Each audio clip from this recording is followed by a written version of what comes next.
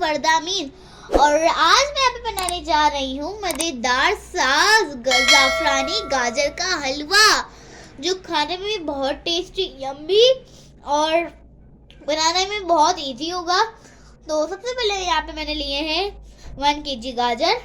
तो हमने इसको वॉश कर लिया है, इसको हमने साफ भी कर लिया है। इसको हम ग्रेट करेंगे।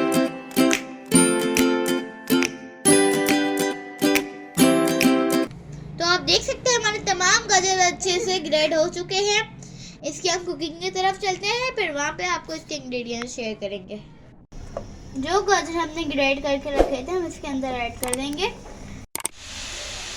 और सारी इसके अंदर हाफ लीटर मिल्क ऐड करेंगे। तो अब हम इसके बॉईल आने का वेट करते हैं। तो आप देख सकते हैं अब हमारे गाजर और दूध में बॉईल आ रहा है। इसको हम स्लो फ्लेम पे ढककर रख देंगे 20-25 मिनट को होने के लिए।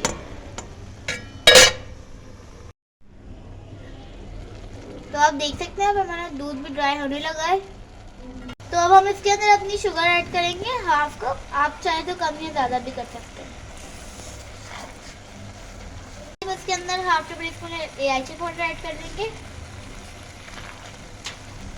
तो आप देख सकते हैं हमारे पास ज़ाफ़रान है खुशबू के लिए, जिसका टेस्ट बढ़ाएगा।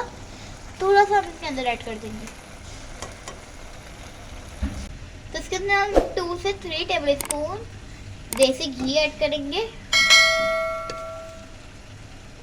तो हमारी देसी घी में इसके अंदर हम कुछ ड्राई फ्रूट्स ऐड करेंगे, काजू, बादाम, पिस्ते। अगर आप भी इसी तरीके से फ्राई करके डालेंगे तो इससे टेस्ट बहुत अच्छा रहेगा। तो अब हम इसे अपने हलवे में ऐड कर देंगे।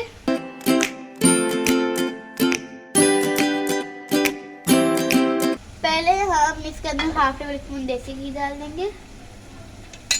इसके अंदर थोड़ा सा खोए को हम भून लेंगे। तो हमारे पास टोटल 250 ग्राम खोया है।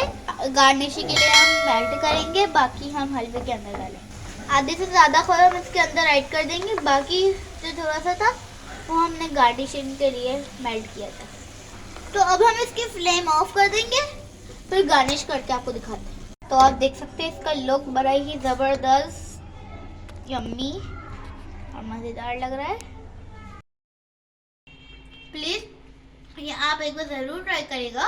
अगर आपको ये रेसिपी अच्छी लगे तो प्लीज़ मेरे चैनल वर्दास किचन को सपोर्ट करने के लिए ढेर सारे like, share, subscribe and comment करना ना भूलें। बाय। इंशाल्लाह फिर लौट के आऊँगी मज़ेदार सी किसी नेक्स्ट वीडियो के साथ।